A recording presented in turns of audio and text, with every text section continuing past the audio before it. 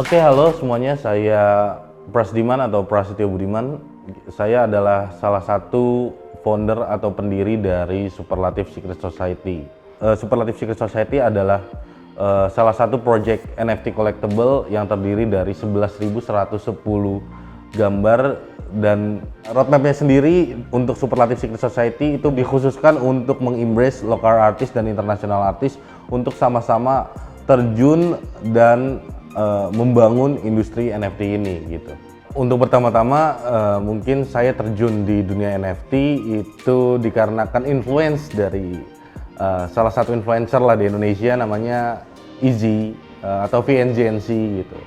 Dari sanalah saya tahu gitu, ternyata digital artist atau digital art itu bisa mempunyai value lebih gitu di dunia NFT. Maka dari itu saya mulailah mengulik-ngulik tentang apa itu sih NFT, apa sih itu platform-platformnya gitu. Dan akhirnya saya tahu ada beberapa platform seperti SuperRare, OpenSea, Rarible, dan lain-lain. Dan dari situlah akhirnya saya mulai mengulik lagi, dan pada akhirnya saya menemukan salah satu gambar yang menarik gitu, yaitu gambar monyet yang harganya itu lumayan gak masuk di akal gitu. Jadi monyet itu bernama Bored Ape Yacht Club. Nah, dari situ akhirnya saya juga mulai mengumpulkan beberapa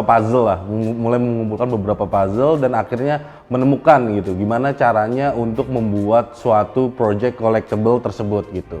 Sebenarnya awalnya kenapa membuat SSS, ya balik lagi karena saya tidak mampu sebenarnya untuk membuat untuk membeli Bored Ape Yacht Club, karena itu saya lihat tuh keren banget Bored Ape Yacht Club dengan gambarnya dan detailnya itu sangat keren banget. Karena nggak mampu, jadi balik lagi akhirnya ya udahlah, karena nggak mampu akhirnya kita buat aja deh sendiri gitu, homemade-nya lah gitu. Nah dari situ kenapa kita memutuskan untuk membuat Superlative Gallery, karena di awal lagi sebelum saya masuk project NFT collectible, saya pernah menjadi juga solo artist gitu, solo artis-artisan lah gitu, yang dimana itu saya melihat banyak sekali NFT artis yang sangat bertalenta tapi tidak mempunyai wadah gitu seperti galeri gitu. Dan pada waktu itu galeri NFT, khususnya NFT itu cuma ada 2 di dunia kalau nggak salah, itu di Chicago sama di NY kalau nggak salah. Nah maka dari situlah akhirnya saya memilih tempat itu yang cocok gimana ya untuk galeri ini. Akhirnya saya memilih tempat itu di Bali gitu, karena balik lagi customer kita atau klien kita, investor kita itu berasal dari luar dan tahu kalau misalnya Bali itu is a beautiful place gitu. Jadi mereka juga bullish dengan hal itu.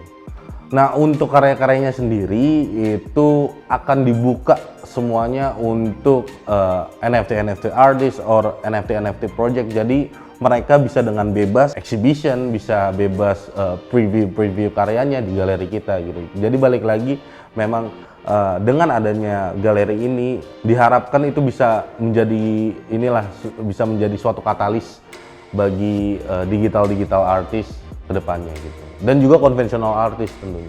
Kalau misalnya dari sisi art jelas ya, jadi biasanya kan kayak digital artist kan biasanya kan disepelekan biasanya lah pada tahun-tahun sebelumnya gitu, sebelum hype-nya NFT gitu kan. Dengan adanya NFT malah digital artist itu jadi ya mulai diagung-agungkan lah sekarang, tapi tidak menutup kemungkinan nanti konvensional artist yang di canvas juga akan diagung-agungkan juga di dunia NFT, karena balik lagi semuanya itu based on seni sih di NFT gitu. Jadi semuanya ya balik lagi sih ke preferensi pribadi. Ketika suka dengan karya seni itu kita akan terus bullish, ketika kita nggak suka dengan karya seni itu ya udah gitu kan. Nah untuk long termnya, untuk investasinya, jadi ini saya kutip dari Gary Vee sih sebenarnya. Sekitar 95% project, kalau ini NFT collectible ya kita bilangnya, NFT collectible itu seperti Bored Ape, Hasmas dan lain-lain itu akan gagal gitu. 95% akan gagal dan hanya 5% doang yang survive. Tapi ketika 5% doang yang survive itu akan menjadi brand mungkin besar banget yang ada di dunia ini gitu. Salah satunya aja ya kita bisa lihat kalau Bored Ape Club aja sudah berkolaborasi dengan Adidas gitu, dan juga ada Artifact atau RTFKT, dia juga udah diakuisisi sama Nike gitu, dan even juga Prada mulai masuk, Gucci mulai masuk gitu, dan ya NFT ini bisa sangat besar gitu. Kita tuh alhamdulillahnya udah sold itu dengan supply yang kita punya sebesar 11.110 gitu, dan itu dimulai pada pertengahan September lah kita menjual. Kan harga awalnya itu 0,079 Ethereum gitu, dan kita ada 11.110 supply gitu. Berarti kalau misalnya ya tinggal kita kaliin aja 0,079 kali 11.110, kita itu sekitar mendapat 877 Ethereum gitu. Jadi ya dari situlah funding kita untuk membesarkan brand kita, untuk merealisasikan roadmap kita dari 0% sampai 100%. Dan ya terima kasih sekali juga buat para kolektor SSS gitu, bisa tetap percayalah dengan SSS, dengan project ini. Setahu saya, maksudnya sejarah NFT itu kan sejarah project collectible NFT itu kalau nggak salah itu dari CryptoPunk. Itu CryptoPunk kalau nggak salah sekitar tahun 2015 gitu, dan pada zaman itu malah dikasih gratis lah NFT gitu. Sebelumnya ya karena tidak hype gitu, lama-lama karena menjadi suatu artifact atau fosil di internet, jadi orang-orang ya mulai bullish sih dengan tingginya juga harga cryptocurrency pada saat ini juga, makanya orang-orang jadi ke arah sana sih, ke arah NFT. Soalnya kita bisa ngelihat sih seperti ya artifact NFT itu seperti CryptoKitties, Hashmas dan lain-lain gitu, itu sangat amat mahal lah dalam Ethereum harganya.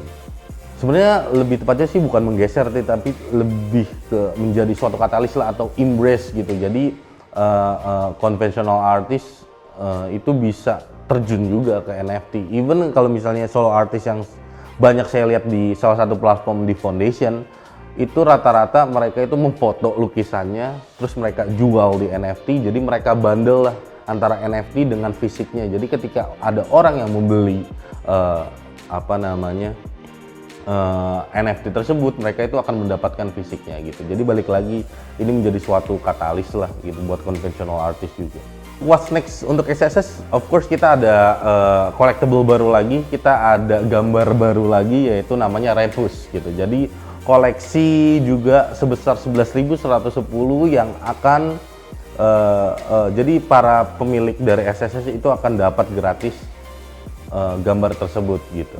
Jadi sebenarnya Repus itu adalah villain atau musuh dari SSS gitu. Jadi kita sebenarnya juga punya lore, punya suatu cerita gitu, dan semua karakternya itu nanti akan kita buat NFT-nya. Sama mungkin nanti ada berbagai macam event di galeri kita, entah itu kita berkolaborasi dengan NFT artis internasional, entah itu kita akan berkolaborasi dengan lokal artis dari Bali, entah itu juga kita akan berkolaborasi dengan artis lokal dari Indonesia juga gitu. Kita akan banyak sih untuk di 2022. Sebenarnya ada banyaklah NFT influencer yang bilang kalau misalnya NFT itu salah satu kunci untuk ke metaverse. NFT adalah salah satu kunci untuk ke metaverse. Jadi of course karena kita kan udah beralih nih dari web 2.0 ke web 3.0. Of course ya kuncinya adalah NFT untuk masuk ke web 3.0. Kita bisa lihat Twitter Blue sekarang tuh udah mempunyai avatar NFT lah gitu kan, dan itu sangat disayangkan baru bisa di US gitu. Untuk yang di Indo kayaknya masih perlu update beberapa bulan lagi gitu. Nah dari situ aja kita sudah lihat kalau misalnya perusahaan teknologi yang besar itu sudah mengarah semua ke web 3.0. NFT dalam 3 kata mungkin next future things.